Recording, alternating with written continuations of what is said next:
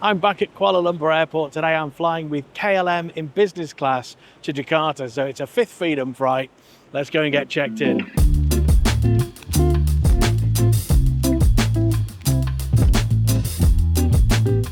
And this business class flight with Dutch carrier KLM only cost me about £180, and it's an all cash fare on a full service flight, which includes champagne, dinner and a blue Delft house.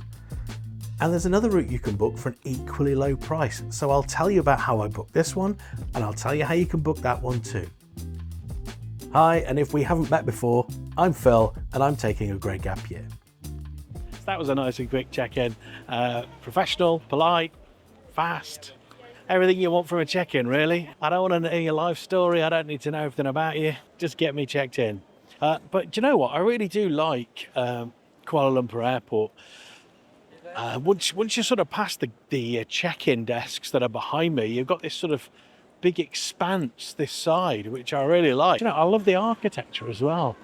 What is it I always say, you know, don't forget to look up. And actually, when you look up here, it's sort of got this lovely sort of like a double sail kind of thing going on. And I'm guessing that's why this airport doesn't seem loud or echoey. It's just a really nice kind of space. I think if you were seeing someone off here, you'd quite enjoy having a cup of coffee and a chit chat before you saw them off at security. But I'm at security, so I better turn the camera off, get my boarding card out and get started. Kuala Lumpur Airport is huge. It spans 100 square kilometres, has 3 runways and is ranked second in the OAG Global Airport Mega Hubs list, and it's beaten only by London Heathrow.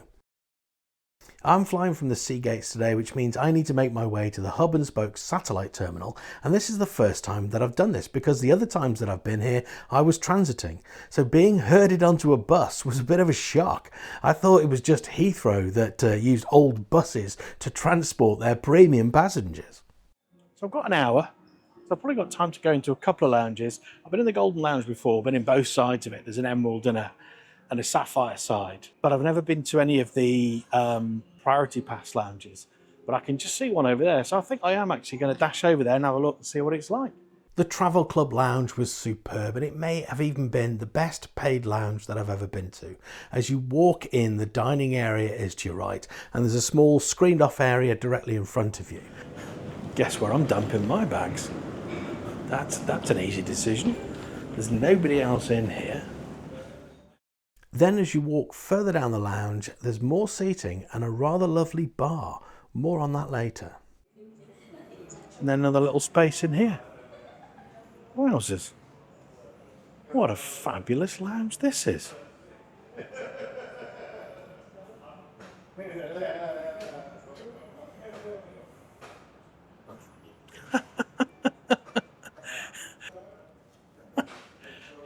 Where do you get the club and balls from? Oh, you'd never get Toby out of here, would you? The food looked good with Singapore noodles, fried rice, fish in oyster sauce, sweet and sour, and then falafel and mashed potatoes. Perhaps it's actually quite an interesting mix of dishes. Then there's the 3 Caldwells, which contain sandwiches, some cakes and desserts, and some salads. A garlic confit just before you get on a flight. In the end, I gravitated to the bar. It's still pretty low, isn't it? I mean, now I'm not very good on bar stools, so I am glad it's low. but when I sat on it, I was expecting it to be a little bit higher. And while I sat there at the bar, well, I got chatting, as you do. I didn't make it to the Golden Lounge, but I had a beer and I got talking to a guy called Simon, who was very interesting. He sources scrap metals from around the world and then sells them on. So he was a really, really fascinating chap. I need to get to the gate. I'm a little bit late and a bit tipsy, of course. So there's a lady shouting, "Final call, Jakarta." Jakarta. Am I going to be in trouble when I get there? Oh no, I'm going to get told off. I think boarding is complete. Oops.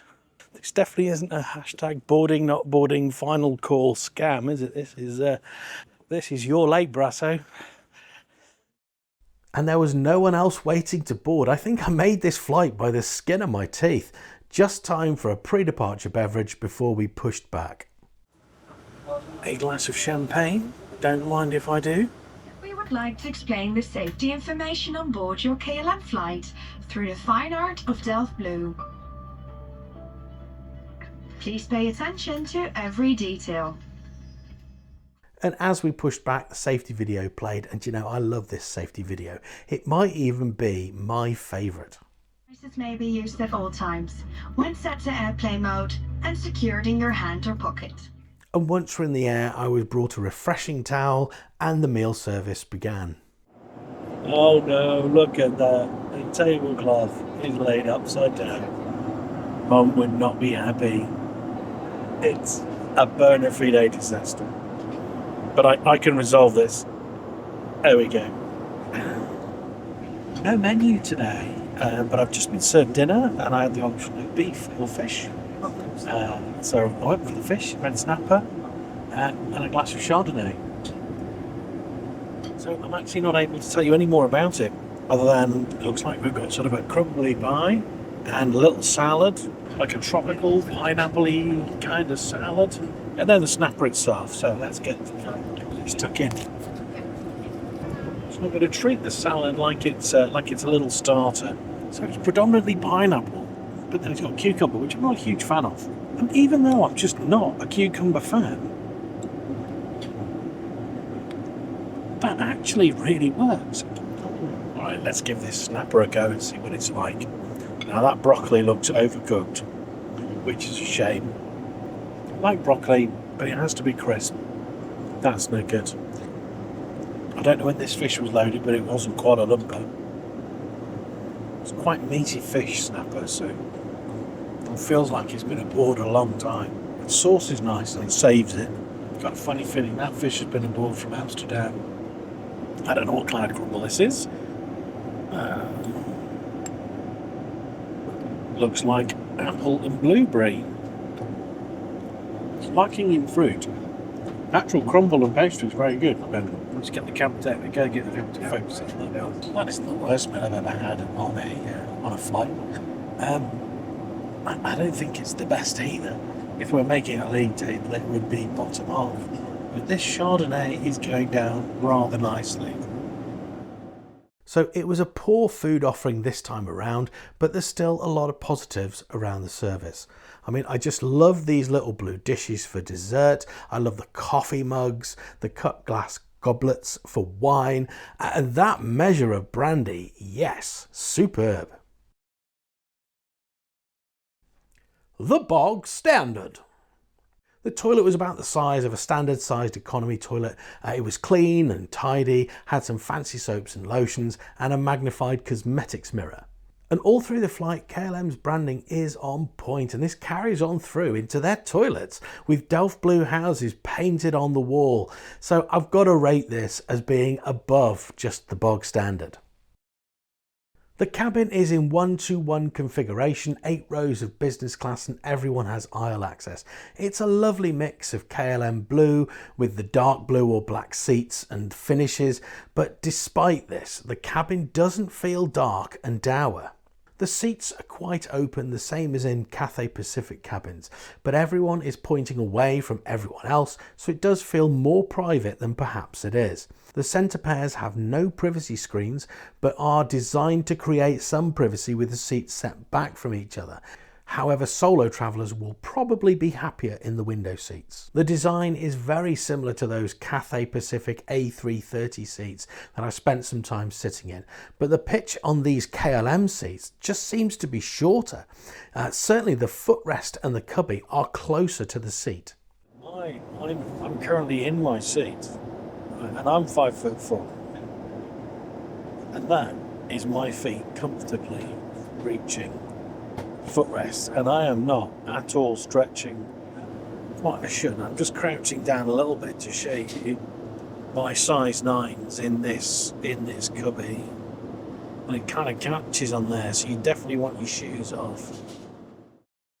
There's a tray table, and it's an improvement on the Cathay Pacific tray table. It opens away from me and I could just slide it towards me until I'm comfortable.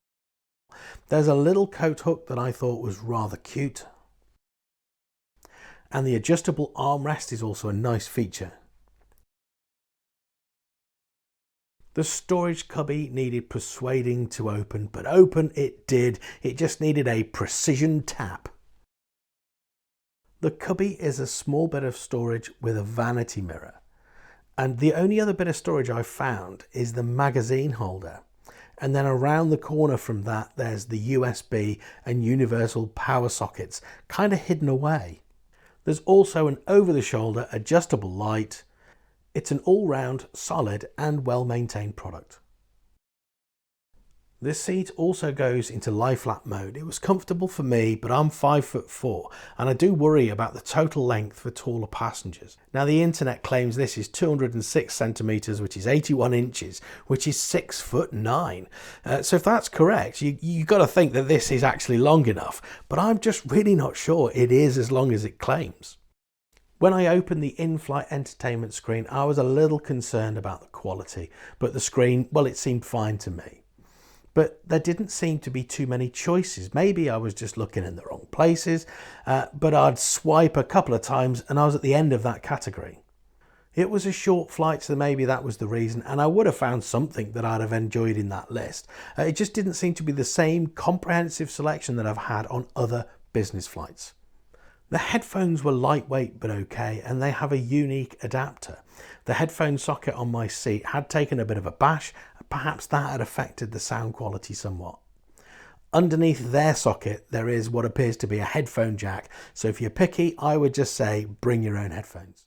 And lucky me, got myself another little house, a little KLM house, so that's excellent. And I've had another really nice chat with another member of the cabin crew. Also someone different, also interested in what I'm doing. I think they wanted to make sure that I was definitely just filming me and that kind of stuff, but lovely, lovely crew. The first crew I had, I think the cabin was basically full. And on the short flight, they were a little bit stressed. They found it a little bit difficult to service everybody. The first crew were not bad crew at all. They were a great crew, sure, but they were just busy. They were working their socks off. Didn't have a lot of time for anything. So, but on this flight, the cabin's probably 50% full, so they got a lot more time, and the crew are significantly more relaxed, happier, smiley, I think. But this crew, fantastic, really, really nice. As we came into land into Jakarta, I reflected on what was actually a great flight with KLM, just before there was actually an embarrassing moment. As we disembarked, I was slow gathering my things, and a premium economy passenger was told they had to wait until I left. Oh, super cringe. Thank you, sir. Thank you very much. That's all right. I don't mind if you go first. There you go, yeah. Embarrassing, sorry, thank you. Thanks ever so much, brilliant flight, wonderful flight, thank you. I would highly recommend it if you're in this part of the world and you get the chance, you should definitely do that flight. The little Fifth Freedom flight between Jakarta and Kuala Lumpur with KLM. As I take the long walk to passport control in Jakarta, I'll show you how to book these cash fares by simply using Google Flights. My flight was from Kuala Lumpur to Jakarta, and this cost me £180 as part of a round-trip ticket. But you can book these as a one-way fare for £237 just from Kuala Lumpur into Jakarta. But if you flip it around and fly the other way from Jakarta, then the price comes down to £210. But that is a late evening flight, and when I did that, that was actually less fun for me. Now, the other Fifth Freedom route that KLM fly in this region is between Singapore and Bali. And on this flight, you can get the full KLM suite experience for only £264. And again, it's cheaper to fly the other way around from Bali. That's £234. But again, it's also a late evening flight. So I just want to say I hope you've enjoyed the video, and if you did, please remember to like and subscribe and all that good stuff. There is a Patreon group you can join where you'll be able to help the channel directly, and I'll leave you a link in the description for that. So thank you for watching and joining me on Grey Gap Year.